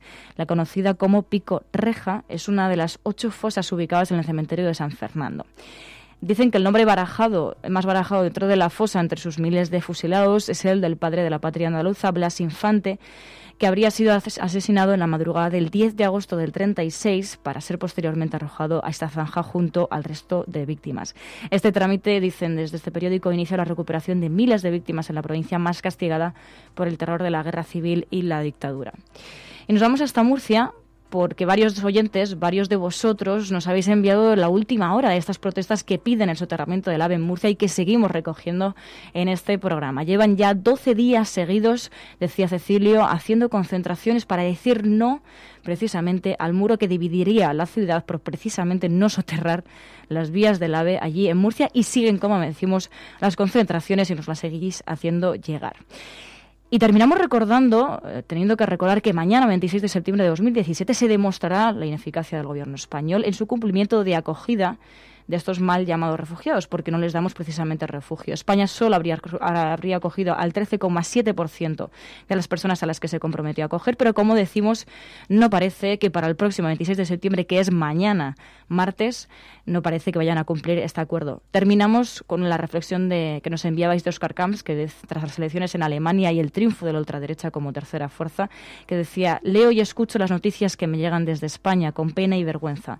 Dice, demasiadas opiniones, poca información y mucha intoxicación, pero además también publicaba una foto del mar Mediterráneo, en el que siguen salvando vidas, y además también seguía recordando lo que ha ocurrido en las elecciones alemanas y el triunfo de la ultraderecha, que precisamente ha creado ese mensaje de odio hacia los mal llamados refugiados. It's one small step for man, one giant leap for mankind. Lejos de su laboratorio, de sus estudios sobre la radioactividad, del radio que ella descubrió y que le dio fama, Marie Curie se lanza a la batalla menos conocida de su existencia. Han pasado 2 años desde que publicó su teoría especial de la gravedad y decide dar un paso más radical en la interpretación del universo. Una teoría general de la relatividad. En la época de Einstein, Isaac Newton era Dios. Es que han optado por construir la física usando las matemáticas que se habían... But now science offers a more convincing explanation. Hoy en esta sección de ciencia vamos a salir del laboratorio y nos vamos a llevar el micrófono de la cafetera a la cueva del Sidrón, en Asturias. Allí un grupo de científicos encontraron restos de 13 miembros de una misma familia de neandertales. Estamos en una cavidad oscura. El techo tiene unos 4 o 5 metros de altura, huele a humedad, a tierra. Apenas cabe aquí un grupo de oyentes en esta cavidad. Estamos prácticamente en silencio. Solamente se escucha el rumor de los rastrillos y los pinceles de los científicos que van extrayendo fragmento a fragmento. Hay una pequeña luz tenue que ilumina el campo de trabajo y hay uno de los cuerpos que han encontrado que llama la atención. Es el de un individuo robusto que medía 111 centímetros de altura, pesaba unos 26 kilos, era un niño, tenía 7 años y 8 meses, esto se sabe después, analizado los restos, era diestro, como el resto de su familia, participaba en actividades de adultos como curtir pieles, trabajar fibras vegetales. Esto se sabe porque utilizaba la boca como una tercera mano para sujetar las pieles y las fibras, y eso dejó una marca asimétrica en sus dientes. No murió en la cueva, sino que sus huesos fueron arrastrados a la cavidad por una avalancha o por una riada junto al de su madre y al resto de la familia. Pero a los científicos les llama la atención lo pequeño que era su cerebro para tratarse de un neandertal. Hola, me llamo Antonio Rosas, soy investigador del CSIC en el Museo Nacional de Ciencias Naturales. Hoy vamos a hablar de una investigación que presentamos en la prestigiosa revista Science, donde estudiamos un esqueleto de un individuo neandertal juvenil que hemos estimado tenía una edad de muerte de aproximadamente 7,7 años al morir. Hemos visto fundamentalmente con este estudio que el patrón de crecimiento de los neandertales era bastante similar al nuestro, la especie Homo sapiens. Sin embargo, también hemos detectado un par de diferencias importantes, especialmente en el patrón de maduración de las vértebras y en el crecimiento del cerebro. En conjunto, lo que hemos visto es que neandertales y sapiens compartimos un patrón de crecimiento y que esas diferencias de una y otra especie nos ayudan a entender la fisiología y la anatomía y la evolución de estas especies. Ainhoa Goñi, muy buenos días. Muy buenas, ¿cómo estás? Oye, pues qué interesante esto que nos estaba contando el investigador, te agradezco muchísimo que nos lo hayas acercado. Y bueno, teníamos mucho interés, ahora vamos a hablar de esta investigación. Hemos visto que ha tenido un importantísimo recorrido en todos los medios de comunicación, tanto nacionales como internacionales. Pero también primero, permíteme, Ainhoa, sé que estás al tanto porque has tenido una gran repercusión en las redes sociales estos días. La gente está entusiasmada con la sección de ciencia, entusiasmada. Nada, muchas gracias, la verdad es que sí que me ha gustado hablar estos días y ver que la ciencia interesa, o sea que bueno, no vamos mal. Mucho. Y es que además hay muchos científicos entre los oyentes, algunos trabajando fuera en el exterior, así que han aplaudido tu llegada y además Ainhoa es muy simpática y siempre es muy maja y oye, es un privilegio y te agradecemos mucho que nos acerques a esta investigación porque estos días ha tenido una gigantesca repercusión esta investigación que nos detallaba Antonio Rosas, que básicamente lo que viene a decirnos es que unas diferencias que han hallado los científicos entre el cerebro de los neandertales y el de los Homo sapiens, ¿no? Sí, exacto, comentaba ese en lo del crecimiento también. Es verdad que he dado los detalles y es muy curioso porque muchas veces pensamos qué es lo que nos asemeja o nos diferencia de estos primos lejanos, bueno, o no tan lejanos ya, y la verdad es que han encontrado cosas realmente impresionantes. Ya sabes, este es el último resultado, se publicaba en Science, en una de las mejores revistas del mundo, pero hay muchísimas cosas que se han encontrado en estos neandertales españoles. Se han encontrado en una cueva, ¿no? Sí, es una cueva que se llama El Sidrón, está en Piloña, en Asturias, y lo encontraron hace bastantes años y han estado trabajando 13 años en la excavación. Imagínate que cuando abres una campaña así de investigación, vas rescatando fósiles, vas sacando poco a poco, vas sacando restos y ya en estos momentos la excavación está totalmente terminada, el trabajo de campo, han sacado todos los restos que había y hay unos cuantos, en total son 13 individuos, 13 neandertales y además todos ellos eran familia en un grado u otro, hay hermanos, hay madres, porque de hecho en este caso el que servía para explicar el crecimiento de los neandertales desde pequeñitos era un niño de casi 8 años, pues se sabe quién era la madre dentro del grupo, se sabe quién era el hermano pequeño, entonces bueno, la verdad es que al ser además familia está permitiendo hacer muchísimos estudios y descubriendo cosas muy interesantes. Claro, los fósiles de un niño son los que han revelado que tenía un desarrollo neurológico distinto al de nuestra especie, ¿no? Sí, porque este niño tenía 8 años, el niño de Neandertal, y un niño humano actual a esa edad ya ha terminado todo su crecimiento, todo el cerebro, ya tiene el cerebro completo y funcionando, digamos, al 100%. Y en este caso es curioso, a pesar de que los neandertales, o sea, el cerebro que han encontrado, que podía haber tenido el niño, era más grande, porque los neandertales tenían el cerebro más grande, aún así estaba en el 80% del crecimiento, es decir, crecía más lento, también era de mayor tamaño. Entonces, bueno, pues imaginamos que hacía una compensación energética, tenía que desarrollar un cerebro más grande, tenía que desarrollar también un cuerpo distinto. Entonces, ciertas cosas se habían retrasado respecto a un niño actual. Oye, y danos algunas claves de cómo eran estos neandertales, ¿qué han encontrado? La verdad es que eran muy distintos a lo que imaginábamos hace 10 o 15 años. Estos neandertales de hoy en día, bueno, estos fallecieron en concreto hace casi 50.000 años, pero bueno, tenían la piel clara, los había pelirrojos, rubios, de ojos azules y ojos verdes. No son cromañones, son seres muy parecidos a nosotros en muchas cosas. De hecho, como se mezclaron, se juntaron y tuvieron descendencia con los sapiens en 2 momentos distintos de la historia, tú y yo y nuestros oyentes, tienen entre un 1 y un 4% de genes neandertales, así que no somos tan distintos. De hecho, cuidaban a los enfermos, cuidaban a los niños, se adornaban, se ponían collares. Y bueno, y tenían también cosas muy curiosas, como por ejemplo, conocían las plantas que les rodeaban, tomaban camomila, la manzanilla para las digestiones pesadas, e incluso hongo penicillium y el álamo, que es el que contiene, digamos, la sustancia de la aspirina actual. Así que conocían mucho su entorno y no eran tan diferentes a nosotros como cabría esperar, digamos. He visto las fotos las vuestras, las del CSIC, hechas por Antonio Rosas, dentro de la cueva, que son muy espectaculares. ¿Cómo es el equipo de científicos? ¿Cómo son? ¿Quiénes son? Ay, pues son muy variados. La verdad es que esta investigación intervienen muchísimos. La presentación internacional la hicieron entre Antonio Rosas y Luis Ríos, que son 2 investigadores del Museo Nacional de Ciencias Naturales del CSIC. Pero vaya, hay gente de toda, hay gente que ha estado formándose con ellos, que ahora está en el extranjero, como puede ser Almudena Erstalrich, que vuelve a España en breve, a Santander, de hecho, después de una estancia en Alemania. Hay, otra persona, hemos visto en 3D además un cerebro en formación que lo había hecho Antonio García Tabernero, que está trabajando con el equipo de Antonio. También es un equipo variado, y hay también, investigadores de Barcelona, de todo el centro del CSIC, y hay investigadores extranjeros. La participación en este caso es muy española, pero bueno, la colaboración con investigadores de todas partes del mundo es habitual. Entonces, con mucha gente de la Max Planck, que también hay gente muy buena en estudio neandertal. Pues Ainhoa Goñi, muchísimas gracias, como siempre. Hablamos la semana que viene. Perfecto, seguiremos hablando de lo que vayan encontrando, seguro que habrá buenas noticias. Venga, cuídate mucho, Ainhoa, adiós. Un abrazo. Estás escuchando La Cafetera, radiocable.com.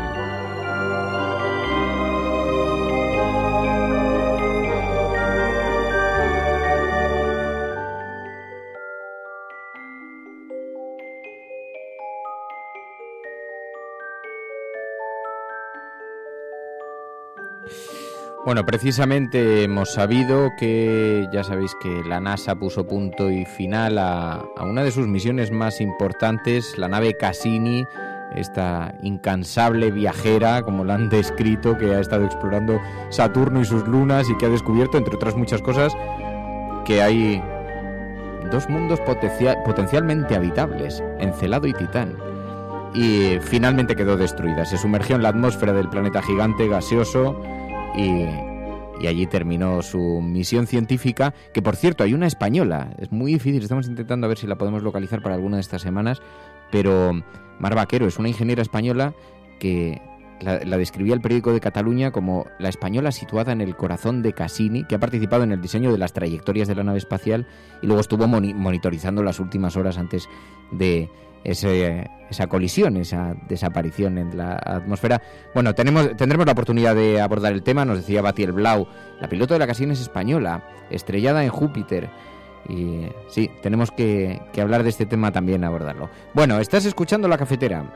Y si lo estás haciendo, eres la Resistencia y no estás sola.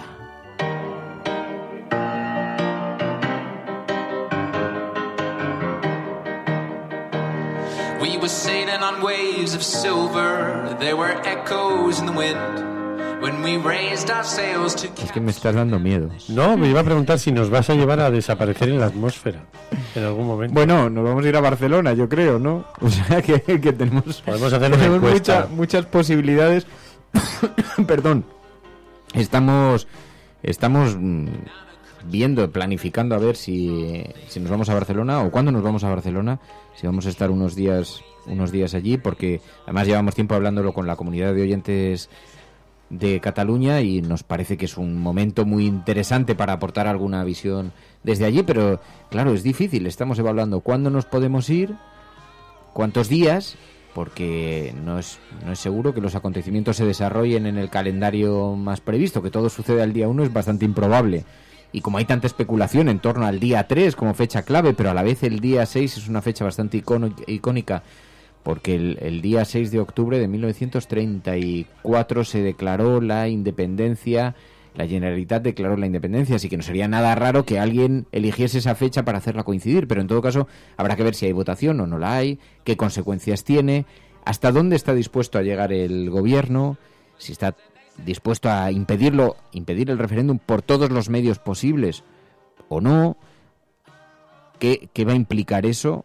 Y bueno, tenemos interés y hay mucho interés por parte de la audiencia, porque vemos que de vez en cuando hay algún comentario de vamos a intentar despejar el tema y poner el foco en otros asuntos. Intentamos que también hablar también de otros asuntos aquí en el programa, pero hay un interés interesantísimo y evidente interés por parte de los oyentes, porque nos llegan numerosísimos mensajes sobre este tema siempre. Estaba yo medio en broma mirando en la tienda de Google Play y me he encontrado una app que es el referéndum catalán.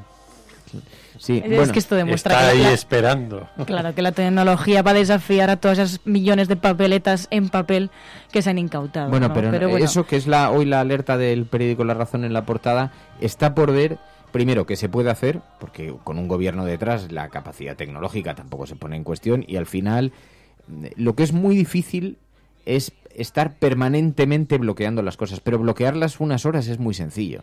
Es decir, ponerle frenos durante unas horas no tienen más que poner la maquinaria a trabajar. Pero en todo caso, ¿qué validez puede tener votar a través de Internet cuando hay una buena parte de la población que no tiene acceso? Y esto, bueno, les puedes acompañar a un cibercafé, pero digamos que ya el proceso queda más enturbiado de lo que venía acompañado. Bueno, puede ser una escenificación y luego a ver quién planifica, quién desarrolla esa herramienta para que... Claro, no estamos hablando de Indra, y que tampoco es muy de fiar precisamente dado las sistemáticas quejas que ha habido de algunos de todas maneras, bueno, sí, es muy de fiar, señores de Indra, sí. Perdón. Lo que decías tú de la misma reflexión sobre la importancia o no que pueda tener el 1 de octubre y los días que vengan posteriormente, va a tener tanta importancia que va a influir también en esos temas que muchas veces enmarcamos en la agenda cafetera de sanidad, de educación, va a influir precisamente en todos esos temas que van a afectar a la ciudadanía, y veremos qué consecuencias tiene precisamente para la ciudadanía, cómo se siente la ciudadanía y cómo va a ser ese 1 de octubre cuando se levanten por la mañana toda esa sociedad catalana, se levanten y qué van a hacer, cómo se van a enfrentar a todo lo que vamos a decir desde los medios de comunicación, todo lo que van a conocer por parte de los políticos y los testimonios que vamos a recoger los medios de comunicación. Pues ya veremos, ¿no? Ahora mismo me preocupa más tratar de entender cómo María aguanta ese ritmo nupcial que ha mantenido desde principios del verano. Bueno, te diré que ayer te diré que este fin de semana he estado en Zaragoza. Lo que pasa es que he estado en una boda, no en una asamblea. Pero... Bueno, eso nos has dicho tú. Es una asamblea de nos has dicho tú. A ver, una boda es una asamblea del amor. Tú eres como Clark Kent. Cada vez que pasa algo, desapareces. Estás en el sitio de los hechos. Soy de la CIA. Tampoco nos sorprendería. Llegados a este punto... Una millennial en la CIA. No lanzabais botellas en la boda, ¿no? No, la verdad que no. Había mucho más amor. ¿Había amor en la boda? Había amor en la boda. Bueno, eso es bueno. Bailamos muchísimo y nos lo pasamos genial. Te creemos. ¿Y has llegado con resaca? Ayer estuve con resaca, porque además la edad pasa factura, y una resaca con 27 años no es lo mismo que con 18. Mira, hay una fórmula matemática para saber la temperatura ambiente contando cuántas veces hace cri un grillo en un minuto, es científico. Y yo ayer noté a María muy ausente del WhatsApp. Es verdad. O sea, y estaba es verdad que mira que siempre hay un vacío es bastante prolífica. Mira que siempre envía mensajes a todas horas. No, prolífica. No, pero a ver, es que ayer, mira, además, claro, ayer pues tuvimos que hacer el viaje en coche desde Zaragoza hasta Madrid. Llegas, pues eso, pues tienes que intentar descansar, tienes que además concienciarte de que es domingo, de que mañana es lunes. Y bueno, pero estoy muy bien hoy estoy genial. Por Ahora Dios, tengo María, bien. Una resaca con 27, dice Lucy. Y dice Xavi Gracia, dice con 27 y ya está protestando por la edad y dice que le pasa factura. Sí, la verdad es que hay una cierta impudicia hablar en la casa del... Yo antes me tiraba una semana de fiesta en las fiestas de mi pueblo y no me pasaba nada. Ahora Mary, hago esos 3 días y estoy fatal. La soga en la casa del ahorcao suele ser bastante mala política. Chiquilla, no digas eso, por favor. Los millennials tienen menos latencia que nosotros, dice el Notas, de las nuevas generaciones de la CIA. Eso sí, los millennials se casan mucho. Eso también es interesante. Sí. De hecho, yo pensaba que era una cosa que... Tú serás que estuviese... la siguiente. No. Miguel, ya sabéis. No, ya te digo yo que no me voy a casar. Sí, famosas últimas palabras. No he oído yo eso a veces. Anda, que no las he pronunciado yo. Perdón. Venga, sigue, continúa. No, pero yo pensaba que me habría casado unas 10 o 12 veces después de no pronunciarlas, ¿verdad? O sea que cuidado. Eso es lo que se llama un clásico, ¿no? Yo no voy. Un PSOE, no, yo nunca voy a. No es no. Y hay una derivada peor, que es cuando se lo dices a tus amigos y luego ellos te ven a ti y entonces te miran con cara de cordero degollado, triste arrastrado. Eso. Yo podría contar. Tú podrías contar tantas cosas, porque tú has visto mucho. Explosionar cosas más allá de avión. Explosionar naves más allá de las estrellas. Si te lo dice el doctor Silva, hazle caso, Mary. Pero bueno, más allá de eso, bailasteis mucho, ¿no? Bailamos muchísimo, hasta las 6 de la mañana, me destrocé los pies, pero aquí sigo en pie y con ganas de resistir. Por cierto, había oyentes de la cafetera. ¿De la cafetera en la boda? Porque, bien. Claro, cuando me fui de despedida. Que te fuiste de despedida también. Cuando me fui de despedida por la boda, que os lo conté también aquí. ¿Nos lo contaste? Sí, pues aquí en el programa. Muchas de ellas pues han enganchado también al programa, así que están escuchándonos y me dijeron, habla de la boda, y entonces estoy aquí hablando de la boda y de lo bien que nos lo pasamos. Pues muy bien. Nos encanta saber que la gente disfruta y que elige. Oye, tampoco seas así, Emilio, tampoco pongas cara de desesperación. Miguel, tú llámanos. No. Te vamos a explicar cómo hay que hincar la rodilla, te vamos a explicar, como diría Pachi Freitez, te vamos a explicar el proceso para que no haya respuesta negativa enfrente. Todo eso lo podemos abordar en el próximo programa de la Mira, dice Javi Useful, no es necesario casarse. Bueno, déjate. ¡Ay, qué bonito es el amor! Bueno, pues enhorabuena, felicidades a esa pareja de recién casados, que disfrutéis, que paséis bien la vida, porque lo importante es quererse, disfrutar de la vida y todo lo demás es accesorio. No, ¿qué tienes que decir? Que parecen frases como hechas. No, pero es que el amor es muy bonito. Verdad. Ahora no te pongas insensible. No estoy diciendo que no lo porque sea. Claro, es verdad que Amor. El doctor Amor, es verdad que María es muy prolífica en WhatsApp, pero Emilio también. Y envía sus poemas. Y entonces se pone sensible, pero claro, en la intimidad. Luego ya se abre el micrófono y entonces ya no quiere mostrar ese rostro humano. Mejor esa persona fría y calculadora que nos regalas por las mañanas, Emilio. No, contra mí no se puede decir nada. Hombre, se puede, pues vamos, se puede. A mí no me metáis en esto. Se puede porque hay derecho a la autodeterminación del lenguaje. No, ningún derecho. Yo soy un testigo mudo. Tengo 3.000 policías en un barco de Piolín esperando. Yo soy un testigo mudo que algún día hablará. Deja. Vamos a dejar este tema. Bueno, en serio, que nos gusta mucho, que la gente sea feliz, nos encanta. ¿Se acabó el periscopio? ¿Es que estáis todos fatal hoy? Pues no. Es que además no tenemos mucha... Yo al menos no tengo mucha cara hoy de periscopio. Es que no había calculado que iba a terminar por aquí la derivada si no hubiera conectado el el periscopio cafetero. ¿Qué? Bueno. Pues es el momento de hacerlo. Ya, sí, la verdad es que sí. Pero bueno, no, además, oye, que tenemos algunos amigos oyentes de este programa que están en Alemania y que nos decían, oye, qué preocupación ahora con las elecciones. Y les he puesto un tuit y digo, déjanos un mensaje, explícanos cómo lo estáis viviendo. Buenos días, Resistencia. Marta, desde Alemania.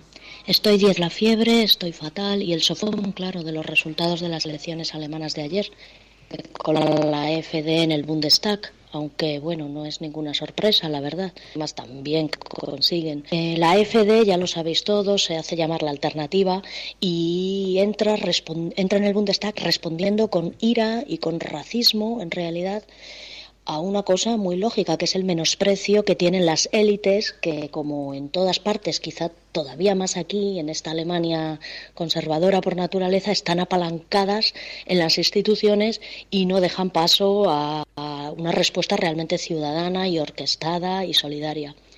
Pues sí, es en estos momentos que estoy asustada, os saludo y bueno, pues son los momentos en los que se echa de menos una respuesta que sea radical, de verdad, de raíz, que sea con rabia, pero que no tenga ira, que no sea esa lucha contra los más débiles, sino que en realidad, pues si estamos todos jodidos, pues vamos a solidarizarnos los unos con los otros y vamos a hacer un movimiento de verdad que valga para algo, ¿no? Bueno, pues un beso muy fuerte. Marta, primero cuídate con esa fiebre que está enfermita y que además vive con esa preocupación lo que está ocurriendo en Alemania, el país que la acoge en este momento. Un abrazo muy especial desde aquí, desde la cafetera. Ya sabes que no estás sola y que vivimos también con mucha preocupación lo que está ocurriendo allí en Europa.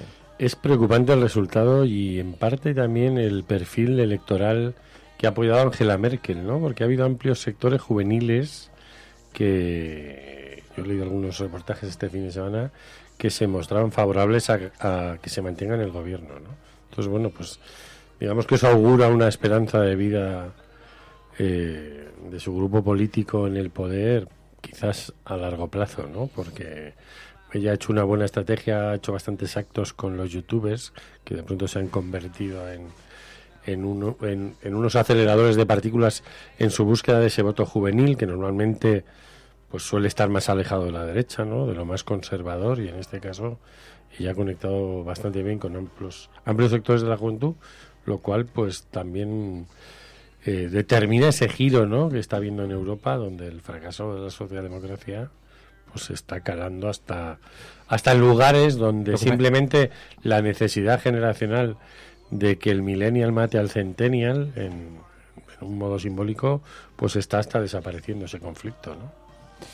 Sí, no quiero reabrir otra vez el tema porque ya nos deberíamos haber marchado, pero es preocupante, y más preocupante es en esta derrota de la socialdemocracia la escasa capacidad para la autocrítica, ¿no? La culpa siempre es del de enfrente.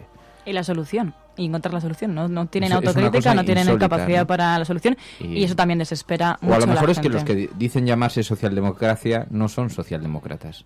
Y a lo mejor a los que acusan de no ser socialdemócratas son precisamente los que venían con la socialdemocracia debajo del brazo. Lo que está claro es que es lo que decían, es que quedan Merkel para rato, queda ese tipo de políticas para Europa para rato, como nos decían también en el corresponsal del viernes. Y veremos qué sucede, porque al final con todo esto de la extrema derecha nos dicen que Merkel es la estabilidad. Así que bueno, nos vamos. De pronto nos hemos puesto serios, pero sí nos preocupaban los españoles que están en el extranjero, los expatriados, los oyentes de este programa que nos envían esos mensajes, y no queríamos, sabéis que aquí tenemos siempre la mirada muy puesta en nuestros expatriados, así que queríamos darle cabida antes de marcharnos. De la bebida, pero no pasa nada. ¿Con lo de qué bebida? Mi resaca, sí, están preocupados con lo del hígado, la bebida, las resacas. Fuerte, o sea, y esto está creando un gran debate de estado. Me he puesto hasta nervioso. O sea, sales un día. ¿Miguel fue a la boda? Sí, claro. Miguel, tenemos que hablar. Tienes que contarnos todos los detalles. Tienes que contarnos todos los detalles. Y... Si lloras de alguna pena, si dueles de alguna herida, el vino de Cariñena te la curará enseguida, dice la canción. Bueno, esto pues es nada. La cafetera. Adiós a todos, muchísimas gracias. Sí, sabemos que hay algunos problemas con la app de la cafetera, porque podéis abrir la de Spreaker y buscar allí la cafetera. Podéis abrir directamente los links que enviamos, pero hay algunos problemas, estamos tratando de resolverlos con la gente de Spreaker, y hasta que no alcancemos a comprender la magnitud y la naturaleza del problema, pues de todas formas sabemos que, ya sabéis, que se está preparando una nueva, y bueno, confiamos en que en última instancia, pues tanto José Carlos como Cuñat nos pongan a disposición pronto. Esa ya se está evaluando y sabemos que llegan muchos mensajes, y la verdad es que han hecho un trabajo alucinante, con lo cual, como nos veamos mal, vamos a precipitar, vamos a adelantar la inauguración, el estreno público. A ver si podemos arreglarlo, porque lo que no queremos tampoco es que todos aquellos que la tienen instalada dejen de poder utilizarla. Entonces, bueno, para no obligar a todo el mundo a sustituirla. Sea como fuere, paciencia. Estás escuchando La Cafetera. Si lo estás haciendo, eres la resistencia y no estás sola. Adiós, Mary. Adiós, Emilio. Hasta mañana. Mañana más. Mañana más. Adiós a todos.